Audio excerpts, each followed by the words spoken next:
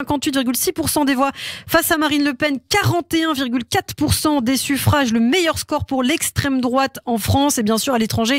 On a observé cette élection notamment en Israël. Justement, nous retrouvons le professeur de sciences politiques à l'Université ouverte d'Israël, Denis Charbit. Il est avec nous comme tous les lundis matins. Bonjour.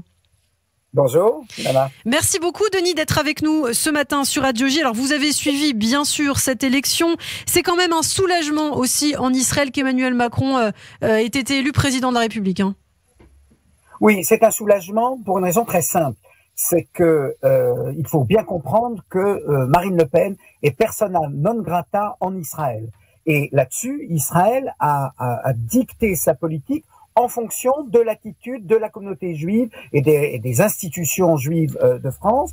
Et vous imaginez si Marine Le Pen avait été, comment dirais-je, élue présidente de la République, à Dieu ne plaise, eh bien, l'État d'Israël aurait été bien entendu tenu de maintenir des relations avec la nouvelle présidente de la République et en se mettant de ce fait en porte-à-faux avec les institutions de la communauté juive. Et donc, Israël prend très au sérieux l'attitude des communautés juives vis-à-vis de leur je dirais, institutions intérieures, de leur régime, etc.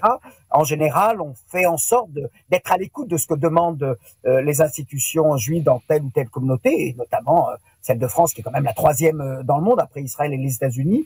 Et donc, voilà, ça résout tous les problèmes. Et puis, j'ajouterais quand même que pour Yair Lapid, qui est le ministre en charge des Affaires étrangères, c'est non seulement un soulagement, c'est une très grande satisfaction que de voir Emmanuel Macron être réélu, tout simplement parce qu'ils sont relativement proches. Il y a une très grande estime réciproque entre eux et on peut tabler sur une visite prochaine d'Emmanuel Macron en Israël. Alors peut-être qu'il attendra que Naftali Bennett termine son mandat, ou bien peut-être pendant le mandat de Naftali Bennett, si pour autant que le gouvernement israélien actuel tienne le coup.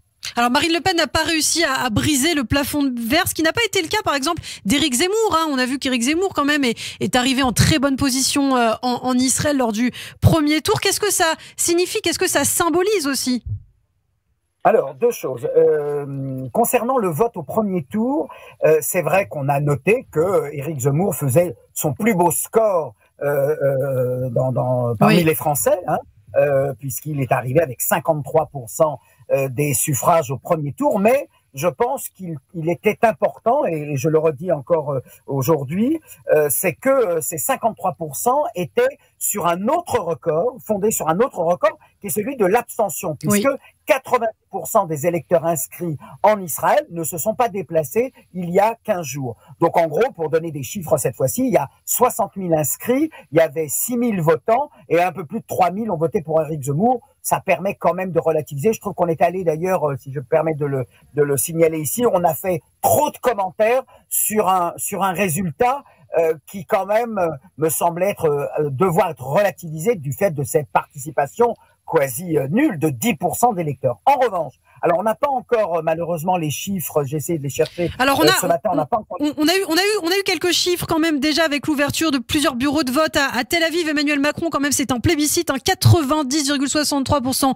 des voix, Beersheva 82%, Ashdod 77,45% face à Marine Le Pen 22,55%. Quand même Emmanuel Macron est en très bonne position en Israël.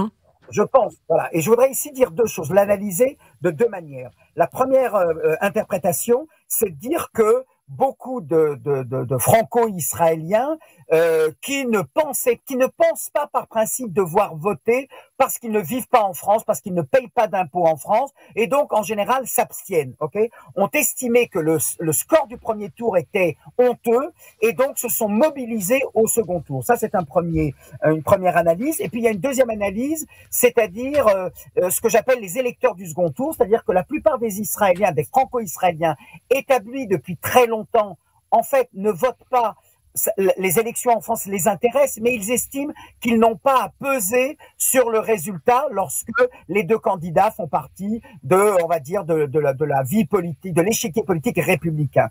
Devant la situation, c'est pas la première fois, ça a eu lieu déjà en 2017 et également en 2002, et puis cette fois-ci en 2022, eh bien, on estime que quand il y a un candidat qui est hors norme, qui est en dehors du mainstream républicain, oui. Eh bien, des Israéliens, des Franco-Israéliens estiment que, eh bien, du coup, ça devient leur devoir. Et si je me permets d'être un peu personnel, je vous donnerai mon cas. Je vis en Israël depuis 1974. Je n'ai jamais voté dans aucune des élections. Je ne vote jamais au premier tour. J'ai fait 2 exceptions en 2017 et en 2022, effectivement, pour faire barrage à Marine Le Pen, parce que je n'aurais pas pu me regarder dans le miroir ce matin si on avait annoncé, si je n'avais pas voté et qu'on avait annoncé la victoire de Marine Le Pen. C'est, je dirais, la dette que nous, franco-israéliens, quand bien même nous vivons en Israël et nous participons de la vie politique en Israël, c'est la dette que nous avons envers une république à laquelle que nous devons aider, apporter notre soutien, d'où ce plébiscite de 90%, 80%, etc.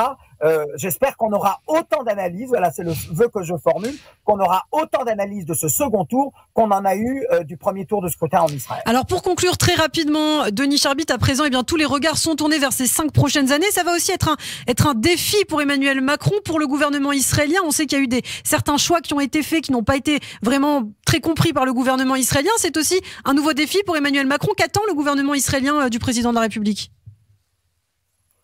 Écoutez, je vais peut-être vous surprendre, mais je dirais que le gouvernement israélien, au final, est très satisfait de la position française. Pourquoi? Parce qu'elle consiste en quoi? Elle consiste à exprimer sa petite différence concernant la résolution du problème palestinien, et c'est clair que la différence est significative. Elle est peut-être un tout petit peu moins avec l'actuel gouvernement, mais elle était très accusée lorsque c'était Netanyahou qui était chef du gouvernement pendant plus d'une décennie.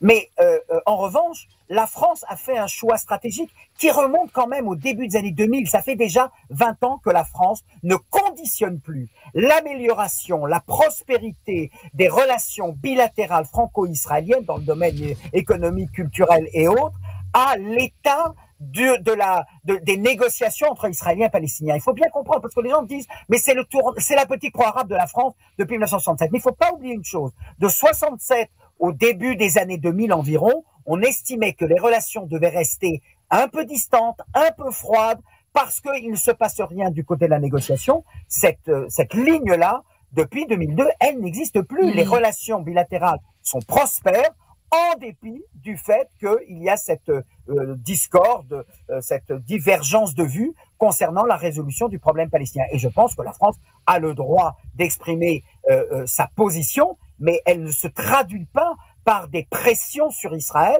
Et ça, bien entendu, que les Israéliens et n'importe quel gouvernement, d'ailleurs, en Israël, en est tout à fait satisfait. Et en ce sens, on sera dans la continuité et non pas il n'y aura pas quelque chose de neuf, à moins qu'un gouvernement israélien décide, et pourquoi pas, de revenir à une négociation avec les Palestiniens. Et les Français seront les premiers, et Emmanuel Macron sera le premier à l'applaudir. Eh bien, merci beaucoup pour toutes ces précisions. Denis Charbit, professeur de sciences politiques à l'Université ouverte d'Israël. On vous retrouve, Denis, la semaine prochaine, lundi prochain sur Radio J. Merci.